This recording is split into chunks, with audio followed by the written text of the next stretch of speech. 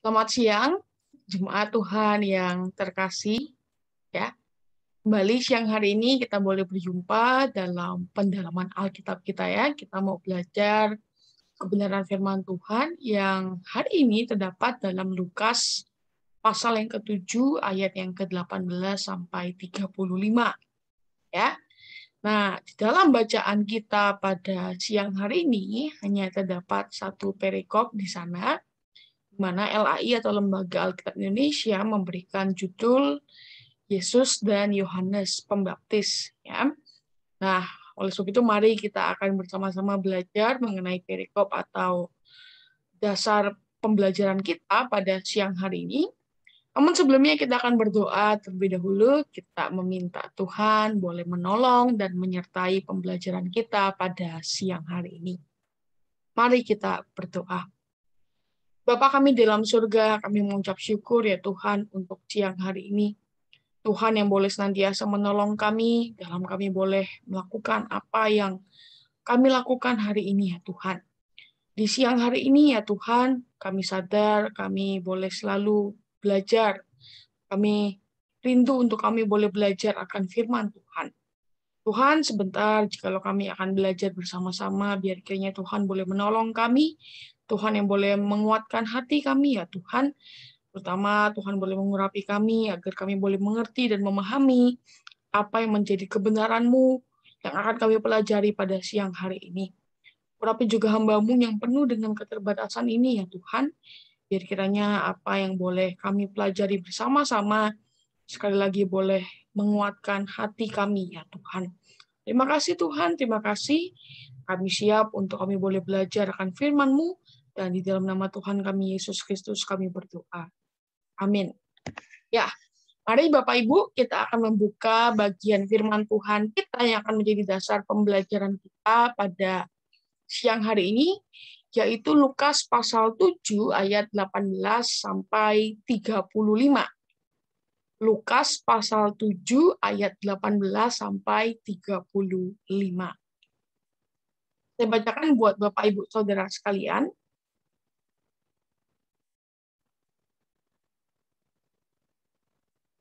Lukas pasal 7 ayat 18 sampai 35.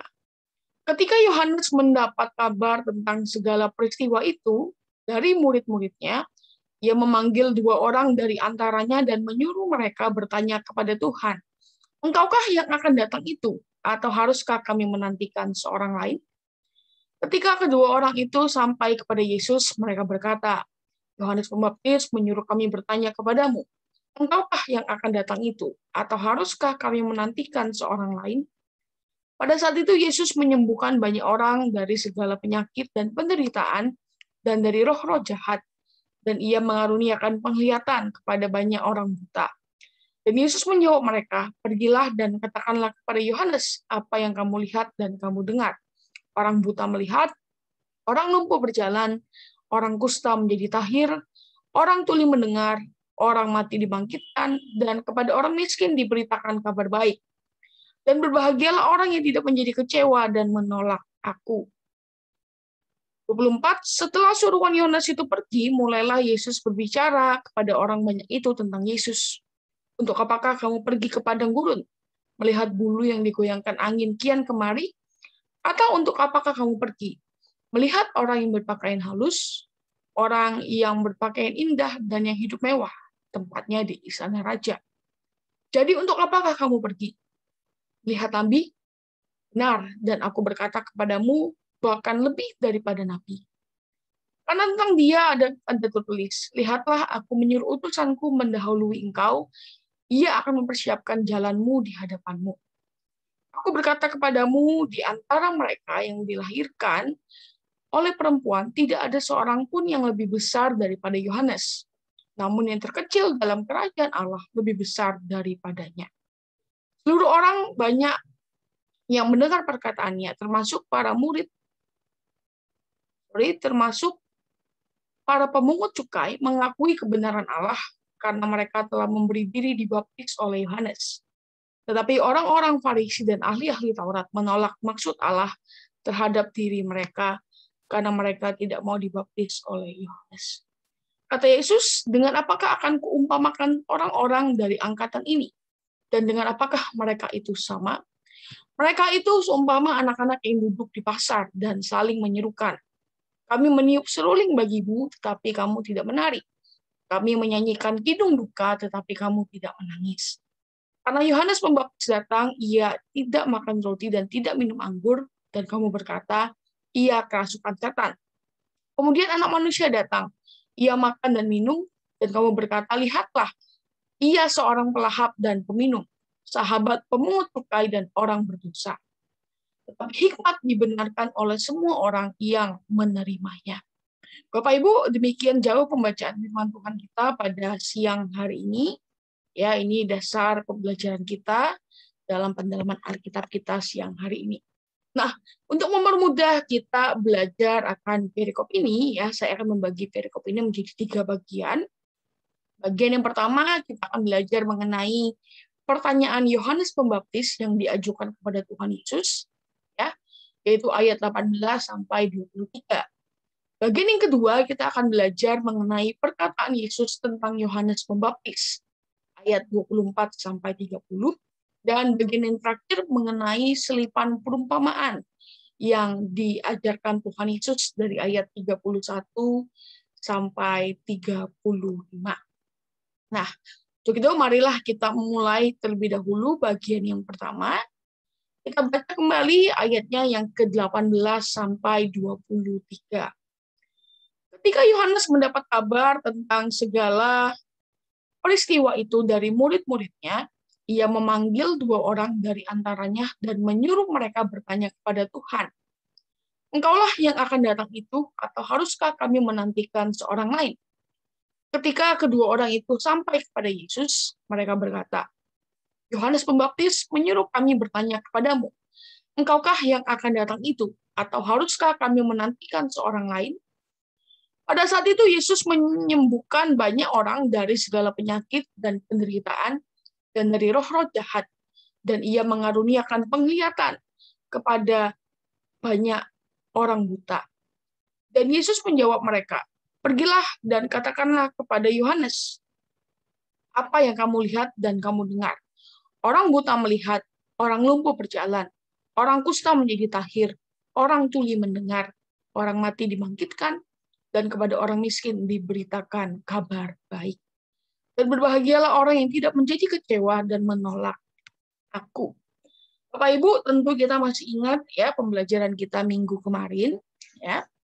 Setelah kabar mengenai peristiwa Yesus yang membangkitkan seorang anak muda di kota Nain, ya, jadi kabar ini tersebar dengan luas dan hal ini pastilah dibicarakan orang secara luas hingga mungkin menembus ya tembok-tembok benteng Makeus di padang gurun ya di sebelah barat Laut Mati, di mana Yohanes Pembaptis itu dipenjara atau ditahan.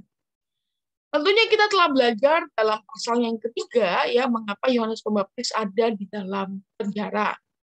Nah, oleh sebab itu bagian ini ya di awal bagian ini Lukas tidak menceritakan bahwa Yohanes Pembaptis sedang ada dalam penjara karena Lukas menganggap pembacanya, yaitu kita, sudah harus tahu karena itu telah diceritakan dalam Lukas pasal yang ketiga ya.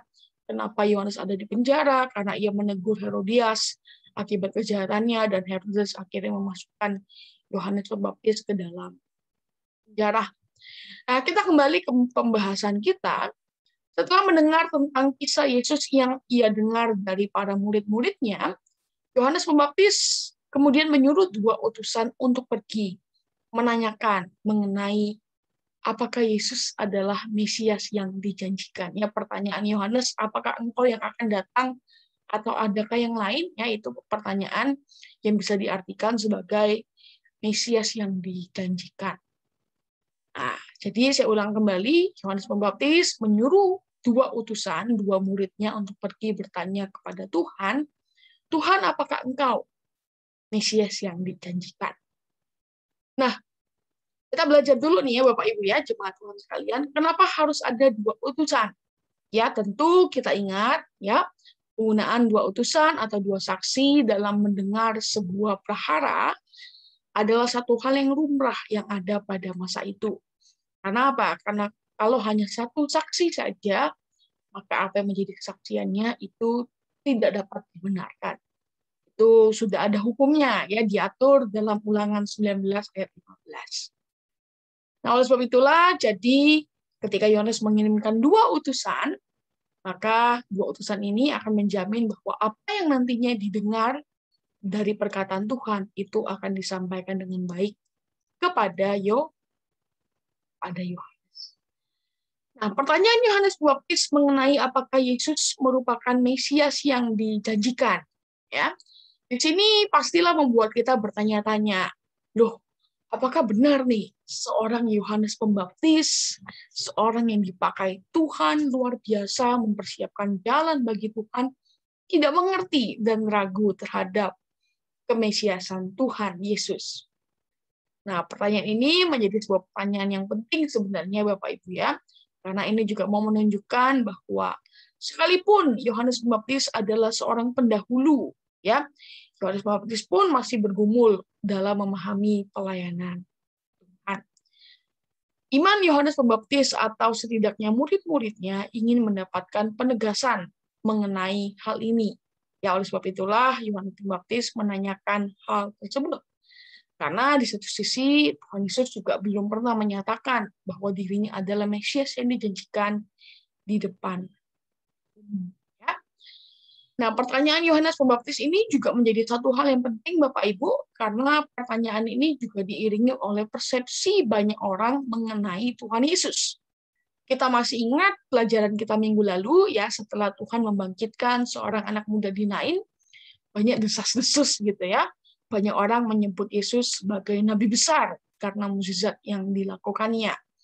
Dan dari pertanyaan Yohanes Pembaptis ini sepertinya juga menunjukkan ketidakakuratan mengenai persepsi tentang siapakah Yesus itu. Apakah Yesus adalah nabi besar atau Mesias yang dijanjikan. Nah, kemudian para utusan itu ya bertemu dengan Tuhan Yesus, mereka pergi dan pada akhirnya menemui Tuhan Yesus, dan mereka mengajukan pertanyaan dengan kata-kata yang sama seperti yang dikatakan oleh atau disampaikan oleh Yohanes kepada mereka ya. Nah, sebelum Tuhan Yesus menjawab pertanyaan utusan Yohanes ini, kita dapat melihat sepertinya penulis Injil Lukas, yaitu Lukas itu sendiri, menyelipkan sebuah pengingat tentang apa-apa saja atau pelayanan apa yang Tuhan lakukan. Ya, dicatat di sana pelayanannya meliputi penyembuhan,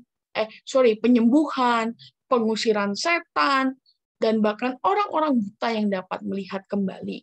Ya, nah selain mujizat-mujizat yang dicatat, dikatakan juga Tuhan mengabarkan kabar baik kepada orang miskin dan menyelamatkan orang miskin. Nah, apa yang ditulis ini ya tentunya seharusnya membuat Yohanes serta murid-muridnya tahu bahwa hal-hal inilah yang dilakukan oleh Tuhan. Sebab memang Tuhan ini telah diurapi untuk melakukan pekerjaan tersebut. Nah, lingkup pelayanan yang dikerjakan oleh Tuhan Yesus ini juga sekaligus merupakan nubuatan dari Yesaya, di mana apa yang dilakukan Tuhan itu mengacu kepada datangnya suatu periode pembebasan yang baru. Terus pun mengkonfirmasi hal yang sama seperti yang telah disisipkan atau dikatakan Injil Lukas sebelumnya, penulis Lukas sebelumnya, ya. Nah, para penafsir juga mengatakan besar kemungkinan pada saat murid-murid Yohanes Pembaptis datang, Yesus juga sedang melakukan pelayanannya sebagaimana yang disebutkan sebelumnya, ya. Yesus pun menyuruh dua orang utusan itu kemudian pergi dan menyampaikan segala sesuatu tentang apa yang telah mereka lihat dan mereka dengar. Nah, Bapak Ibu, ya bagian ini ditutup dalam ayat yang ke-23, di mana ucapan Tuhan dalam ayat yang ke-23 menjadi ucapan bahagia, ya. Ini satu ucapan bahagia yang sulit untuk dipahami. Dibutuhkan iman untuk mendengar ucapan ini, ya, ayat 23. Nah, ayat 23 mau menunjukkan adanya dua kelompok jemaat Tuhan sekalian Bapak Ibu, ya. Kelompok pertama menunjukkan bahwa orang-orang yang percaya akan kebenaran yang sudah terpampang nyata, ya, sedangkan kelompok yang kedua adalah orang-orang yang menolak untuk percaya dikarenakan Yesus tidak cukup baik untuk memenuhi ekspektasi mereka akan sosok Mesias yang dijanjikan. Ya.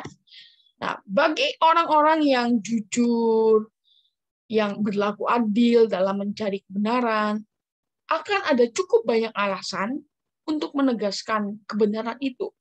Dan dengan begitu bisa menyiapkan pikiran mereka untuk menerima kebenaran itu. Kelompok yang lain, orang-orang yang ceroboh, duniawi, ya suka mengikuti hawa nafsu, pastilah punya keberatan-keberatan tersendiri yang pada akhirnya menutupi kebenaran itu dari pandangan mereka. Maksudnya adalah ya mereka-mereka yang menolak apa yang telah Tuhan ajarkan disebabkan karena mereka melihat status dari Tuhan Yesus. Pendidikan Tuhan di Nazaret, dia tempat tinggal di Nazaret, di Galilea yang dipandang sebagai tempat yang orang-orang rendahan, ya, kesederhanaan keluarga, sanak saudaranya, kemiskinan kehidupannya, serta keadaan hina daripada murid-muridnya. Nah, semua hal-hal ini, ya dan hal-hal lain sejenisnya merupakan satu batu sandungan bagi banyak orang, sehingga semua mujizat yang dilakukan Tuhan itu belum cukup untuk bisa mengubah pandangan mereka. Nah, dari sini kita belajar bahwa gaya pelayanan Tuhan mungkin tidak disertai dengan kehebatan dalam masalah status atau posisi politis sebagaimana yang diharapkan. Ya, tentunya kita tahu ekspektasi mesianik orang-orang Yahudi, seorang pembebas, ya, seorang yang akan duduk di tahta. Mesiasnya seperti Tuhan, ya, mohon maaf dari apa yang sudah tadi saya jelaskan. Ya, sekali lagi dari sini kita belajar ya bahwa gaya pelayanan Tuhan mungkin tidak disertai dengan kehebatan dalam masalah status atau posisi politis sebagaimana yang diharapkan oleh orang-orang pada masa itu. Namun, saya tegaskan sekali lagi bahwa Tuhan Yesus adalah Mesias yang dijanjikan, bahwa dialah yang diutus oleh Tuhan. Pelayanan yang dilakukan Tuhan Yesus adalah pelayanan-pelayanan yang dilakukan oleh Mesias. Sebab itu kita belajar tadi ya, bahwa apa yang telah dikerjakan oleh Tuhan itu adalah pekerjaan Mesias. Ya, sekali lagi Tuhan adalah Mesias yang dijanjikan di dalam perjanjian lama. Tuhanlah yang diutus oleh Allah. Nah, Bapak Ibu jemaat sekalian, kunci yang sangat penting dari bagian pertama ini adalah bahwa kurang menonjolnya kesan mesianik dari Tuhan Yesus itu tidak berarti bahwa pelayanan Tuhan Yesus itu tidak autentik. Ya, pertanyaan Yohanes Pembaptis merupakan gambaran diri Yohanes yang telah memiliki harapan akan apa saja yang seharusnya dikerjakan oleh Tuhan. Namun ternyata apa yang dikerjakan oleh Tuhan itu tidak sesuai dengan harapannya. Tidak sesuai dengan gambarannya akan sosok Mesias. Nah, dari sini kita belajar ya Bapak Ibu ya, bahwa kita harus berhati-hati dalam pengiringan kita kepada Tuhan, supaya tidak punya satu kerancuan, ya, harapan kita dengan gaya pelayanan Tuhan. Ketika Tuhan tidak melakukan seperti apa yang kita harapkan, ya, hendaklah kita tidak bertanya-tanya, hendaklah kita tidak ragu, ya. Kita tetap belajar, percaya bahwa Allah dapat bekerja dalam caranya. Ia bekerja secara agung dalam kehendak dan kedaulatan. Nah, kita lanjutkan ke bagian yang kedua ya Bapak Ibu ya, mengenai perkataan Yesus terhadap Yohanes Pembaptis. Ayat 24 sampai ayat yang ke-30. Setelah suruhan Yohanes itu pergi, mulailah Yesus berbicara kepada orang banyak itu tentang Yohanes. Untuk apakah kamu pergi ke padang gurun? Ya, bentar. Melihat bulu yang digoyangkan angin kian kemari, atau untuk apakah kamu pergi melihat orang berpakaian halus, orang yang berpakaian indah dan yang hidup mewah, tempatnya di istana raja. Jadi untuk apakah kamu pergi melihat nabi? Benar, ya. Dan aku berkata kepadamu, bahkan lebih daripada nabi, Karena tentang dia ada tertulis, lihatlah aku menyuruh utusanku mendahului engkau. Ia akan mempersiapkan jalanmu di hadapanmu. Aku berkata kepadamu, di antara mereka yang dilahirkan oleh perempuan, tidak ada seorang pun yang lebih besar daripada Yohanes. Namun yang terkecil dalam kerajaan Allah lebih besar daripadanya. Seluruh orang banyak yang mendengar perkataannya, termasuk para pemungut cukai, mengakui kebenaran Allah, karena mereka telah memberi diri dibaptis oleh Yohanes. Tetapi orang-orang Farisi dan ahli-ahli Taurat menolak maksud Allah terhadap diri mereka, karena mereka tidak mau dibaptis oleh Yohanes. Bapak Ibu, kita lanjutkan ke dalam bagian yang kedua ya. Nah, bagian yang kedua mengenai perkataan Yesus terhadap Yohanes Pembaptis. Setelah utusan Yohanes Pembaptis pergi, Bapak Ibu, Tuhan kemudian berbicara mengenai Yohanes Pembaptis kepada orang-orang banyak yang ada di sana. Ya, Tuhan mengajukan pertanyaan tentang Yohanes kepada orang banyak itu. Tuhan melihat bahwa orang-orang itu tidak pergi untuk melihat bulu di padang gurun atau pakaian indah ketika mereka pergi untuk bertemu dengan Yohanes. Ya, ucapan Yesus mengenai bulu ataupun pakaian indah ini sebenarnya adalah kiasan mengenai diri Yohanes itu sendiri. Kita tahu bersama bahwa Yohanes Pembaptis adalah orang yang berpendirian teguh, tidak mudah tergoyahkan, dan setia. Jadi dia bukanlah bulu yang mudah sekali tergoyangkan oleh angin kian kemari. Awalnya A, akhirnya B, ya bukan seperti itu ya, bukan seperti bulu yang mula-mula ke satu arah, kemudian ke arah lain mengikuti tiupan angin. Tidak, Yohanes Pembaptis itu teguh bagaikan batu, tidak tergoyang-goyang seperti bulu. Nah, seandainya ia mau membungkuk seperti bulu pada Herodes, ya, dia mau tunduk pada aturan-aturan istana, boleh jadi Yohanes akan disukai oleh pihak istana ya. Namun tak satupun dari hal-hal ini bisa menggoyahkan Yohanes. Sekalipun dia harus dipenjara, dia tetap bisa menerima hal itu. Karena kebenaran tidak dapat dimanipulasi ya Bapak Ibu ya. Yohanes Pembaptis juga adalah seorang yang tidak tertandingi dalam hal menyangkali diri. Para penafsir memperkirakan ya Yohanes ini juga merupakan bagian dari kaum Eseni. Kaum Eseni ini adalah orang-orang yang tinggalnya itu di dekat gua-gua di Laut Mati. Mereka hidup dalam penderitaan, menyangkal diri, hidup dalam kesucian. Ya. Nah, sekali lagi Yohanes Pembaptis adalah seorang yang tidak tertandingi dalam hal menyangkal diri. Yohanes Pembaptis adalah seorang teladan dalam hal mati raga, ya, dan dalam hal memandang rendah dunia. Dia bukanlah orang yang berpakaian halus atau yang hidupnya mewah di istana raja. Ya. Sebaliknya, dia hidup di padang gurun, berpakaian serta makan apa adanya. Bukannya menghiasi dan memanjakan diri, Yohanes justru menaklukkan dirinya sendiri. Di sini kita dapat melihat ya Bapak Ibu ya, sebenarnya Tuhan sedang memberikan pujian atau penghargaan kepada Yohanes Pembaptis. Ia tidak menyampaikan pujian ini ketika para utusannya masih ada. Ya, supaya apa? Supaya tampak seolah-olah dia tidak sedang menyanjung Yohanes. Ya. Nah, pujian kepada Yohanes Pembaptis ini disampaikan oleh Tuhan agar orang-orang itu sadar bahwa keuntungan-keuntungan yang telah mereka peroleh dari pelayanan Yohanes, mereka sudah tidak bisa lagi, karena Yohanes sudah ada di dalam penjara. Lebih jauh lagi, Tuhan mengatakan bahwa Yohanes adalah lebih dari seorang nabi. Kalau kita ingat, ya, pada masa di mana Yohanes lahir, ya, pada saat kelahirannya, ia adalah orang yang paling besar yang dilahirkan. Kenapa? Karena kelahiran Yohanes berada dalam sebuah era, sekaligus juga menjadi awal dari era yang baru. Nah, ayat 27 merupakan kutipan yang dikutip oleh Tuhan Yesus dari Maleakhi 3 ayat 1. Ya.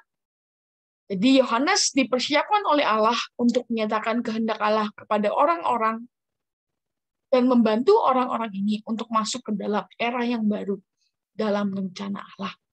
Jadi Yohanes adalah realisasi rencana Allah untuk menyambut Mesias yang akan datang. Sekali lagi ini penting ya Bapak Ibu ya, kehadiran Yohanes ini berada dalam suatu masa peralihan ya, dari perjanjian lama masuk ke dalam perjanjian baru. Jadi sekali lagi Yohanes dipakai oleh Tuhan untuk boleh mempersiapkan orang-orang, menyatakan kehendak Allah ya kepada banyak orang. Agar apa?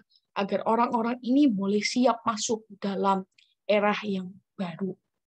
Nah, namun di sisi lain Tuhan juga mengatakan bahwa Yohanes Pembaptis bukanlah apa-apa dibandingkan dengan orang-orang yang berada dalam kerajaan Allah. Maksudnya apa? Maksudnya adalah bahwa status orang-orang percaya yang ikut ambil bagian dalam berkat kebaikan yang ada dalam kerajaan Allah itu lebih besar daripada Yohanes Pembaptis. Kenapa bisa? Ya, kenapa bisa orang-orang percaya statusnya lebih besar daripada Yohanes Pembaptis?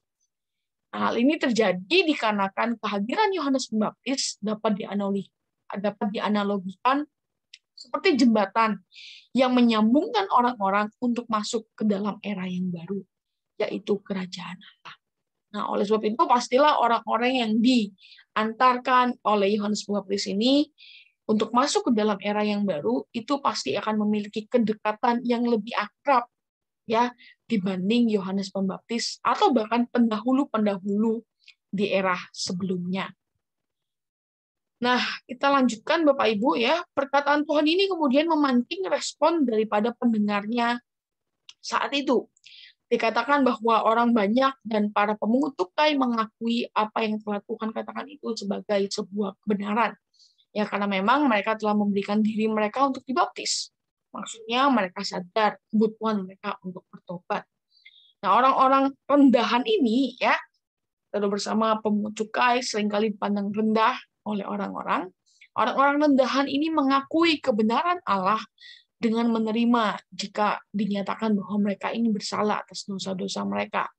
Nah, oleh sebab itu, melalui pemberitaan Yohanes, mereka mengungkapkan penyesalan mereka dengan bersedia ikut untuk dibaptis.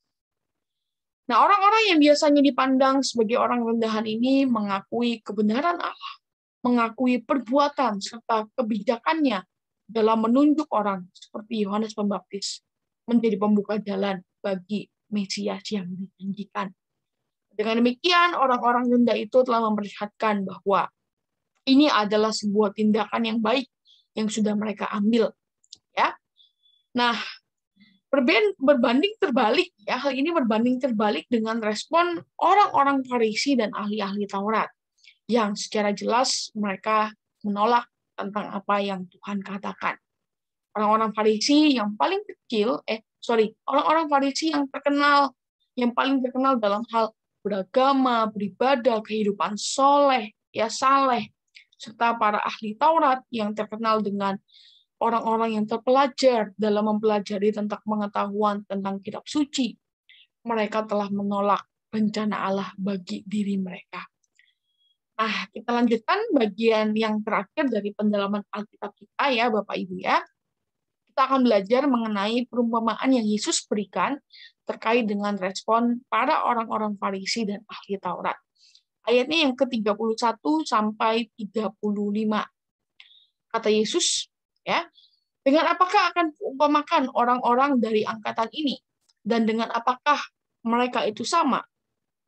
Mereka itu seumpama anak-anak yang duduk di pasar dan yang saling menyerukan. Kami meniup seruling bagimu, tetapi kamu tidak menari. Kami menyanyikan kidung duka, tetapi kamu tidak menangis. Karena Yohanes Pembaptis datang, ia tidak makan roti dan tidak minum anggur. Dan kamu berkata, ia kerasukan setan. Kemudian anak manusia datang, ia makan dan minum. Dan kamu berkata, lihatlah, ia seorang pelahap dan peminum, sahabat pemungut cukai dan orang berdosa. Tapi hikmat dibenarkan oleh semua orang yang menerimanya. Kita lanjutkan bagian yang terakhir, ya Bapak Ibu ya, dalam pembelajaran kita malam hari ini. Ayat 31, ya, Tuhan Yesus mungkin bisa diumpamakan sudah nggak bisa ngomong apa-apa, ya, terkait dengan kebebalan hati orang Farisi dan ahli-ahli Taurat. Tuhan kemudian menyampaikan tegurannya pada mereka dengan bentuk perumpamaan. Nah, perilaku orang-orang Farisi dan ahli-ahli Taurat ya diumpamakan dalam sebuah perumpamaan oleh Tuhan. Ya, perumpamaan ini adalah perumpamaan berupa permainan anak-anak yang dahulu mungkin juga pernah dimainkan oleh Tuhan. Nah, orang-orang biasanya menyebut perumpamaan ini sebagai perumpamaan tentang anak-anak nakal atau perumpamaan tentang anak-anak di pasar. Bapak Ibu, perumpamaan ini diceritakan oleh Tuhan Yesus berdasarkan sudut pandang orang-orang Farisi dan ahli-ahli Taurat ya. Diceritakan bahwa mereka meniup seruling bagimu, tetapi kamu tidak menari. Kami menyanyikan kidung duka, tetapi kamu tidak menangis. Anak-anak yang meniup seruling atau yang menyanyikan kidung duka adalah orang-orang Farisi dan ahli-ahli Taurat. Itu ya, sedangkan yang tidak mau mengikuti keinginan mereka adalah Yohanes Pembaptis dan Tuhan Yesus. Nah, jadi perumpamaan ini mau menggambarkan ada dua tokoh ya. Tokoh yang pertama adalah anak-anak yang meniup seruling. Tokoh yang kedua adalah anak-anak yang tidak mau mengikuti. Jadi sekali lagi ya, diumpamakan bahwa anak-anak yang meniup seruling adalah orang-orang Farisi dan ahli-ahli Taurat, sedangkan orang-orang yang tidak mau mengikuti, yang tidak mau menari, itu adalah Yohanes Pembaptis dan juga Tuhan Yesus. Nah, orang-orang Farisi dan ahli Taurat digambarkan ya sebagai anak yang selalu menggerutu karena Yohanes Pembaptis dan Tuhan Yesus tidak mau menari mengikuti irama seruling mereka. Mereka ingin ya, mereka sebenarnya ingin agar Tuhan yang mengikuti irama mereka ketimbang mereka yang harus mengikuti irama Tuhan. Nah, Bapak Ibu, pada intinya ya perumpamaan ini mengajarkan kita bahwa apapun yang diajarkan oleh baik itu oleh Yohanes Pembaptis maupun oleh Tuhan Yesus, ahli-ahli Farisi, ya orang-orang Farisi ataupun ahli-ahli Taurat itu telah menolak apa yang diajarkan oleh Tuhan maupun Yohanes Pembaptis. Mereka menolak kebenaran itu karena apa? Karena kebenaran yang dibawakan oleh Yohanes Pembaptis maupun Tuhan Yesus itu tidak memberikan mereka legalitas atas apa yang telah mereka kerjakan dan mereka lakukan. Nah, parahnya lagi ya, mereka menyebut Yohanes kerasukan setan karena tidak menikmati kemewahan. Mereka juga menuduh Tuhan sebagai pelahap dan peminum karena Tuhan ikut menghadiri pesta. Nah, sekali lagi saya tegaskan, orang-orang Farisi dan ahli-ahli Taurat telah menolak jalan Allah bagi hidup mereka. Ayat yang terakhir yang ke-35 menjadi satu bagian yang penting untuk menutup perikop ini. Ya. Tuhan Yesus mengatakan bahwa orang-orang yang dapat menerima kebenaran adalah orang-orang yang merespon dengan penuh hikmat. Hal ini jelas berbeda dengan orang-orang yang menolak kebenaran, sebagaimana perumpamaan yang tadi Tuhan katakan. Pelayanan Yohanes Pembaptis maupun Tuhan Yesus diterima sebagai sebuah kebenaran.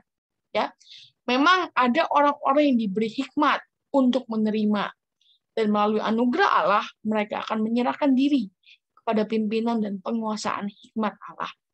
Namun, Bapak Ibu, ada juga orang-orang yang memang secara terang-terangan sudah mau menolak kebenaran tersebut. Bapak Ibu jemaat Tuhan sekalian, kita bersyukur pada siang hari ini kita boleh diingatkan kembali melalui pembelajaran kita hari ini, ya.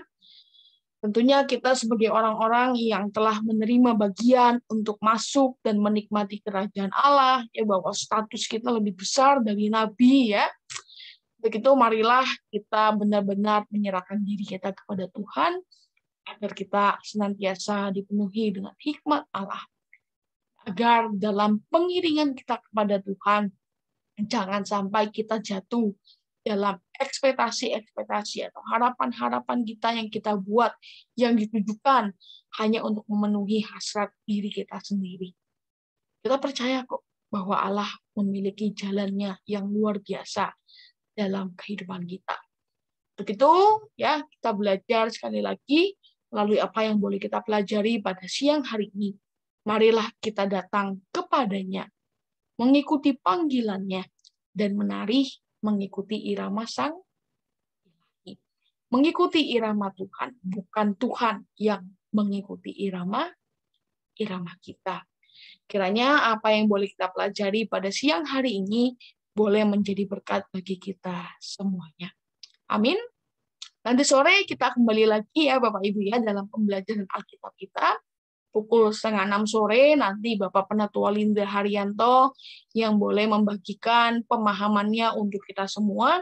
Dan saya yakin mungkin ada banyak kekurangan yang belum dijelaskan. Nanti Bapak Penatua Linda juga akan membagikan penjelasannya secara lebih komprehensif lagi ya. Nah, mari kita berdoa mengakhiri pendalaman Alkitab kita siang hari ini. Mari kita berdoa. Bapa kami di dalam surga, kami bersyukur ya Tuhan, siang hari ini Tuhan boleh menolong kami, menyertai kami ya Tuhan, dalam pembelajaran kami akan firman-Mu siang hari ini ya Tuhan. Kami belajar banyak hal dalam pengiringan kami kepada Tuhan. Kiranya apa yang boleh kami pelajari pada siang hari ini boleh kembali mengingatkan kami akan jati diri kami di hadapan Tuhan. Kiranya kebenaran-Mu ya Tuhan yang boleh selalu mengubah kehidupan kami, Tuhan yang boleh mengembalikan kami kepada jalan yang boleh Tuhan tetapkan dalam kehidupan kami. Kami juga menyerahkan acara nanti sore ya Tuhan, pendalaman Alkitab ke dalam tangan Tuhan. Berkati Bapak Penatua Lindra Haryanto yang akan membagikan pemahamannya untuk kami semua. Harapan dari Tuhan boleh nyata dan melalui pembagian firman-Mu ya Tuhan, pemahaman firman-Mu itu boleh sekali lagi memberkati kami ya Tuhan. Berkati Tuhan, dan kami akan melanjutkan aktivitas kami masing-masing. Kami memohon biar kiranya perlindungan dan berkat Tuhan boleh selalu ada beserta dengan kami. Terima kasih Tuhan, terpujilah nama-Mu. Inilah doa kami dan ucapan syukur kami. Dan di dalam nama Tuhan kami, Yesus Kristus Allah kami yang hidup, kami berdoa. Amin. Demikian Bapak Ibu, pendalaman Alkitab kita pada siang hari ini, kiranya boleh menjadi berkat bagi kita, hidup kita boleh selalu diubahkan. Dan kita sekali lagi ingat ya, kita mau mengikuti irangan lantunan musik Sang Ilahi. Tuhan Yesus memberkati, sampai jumpa nanti sore.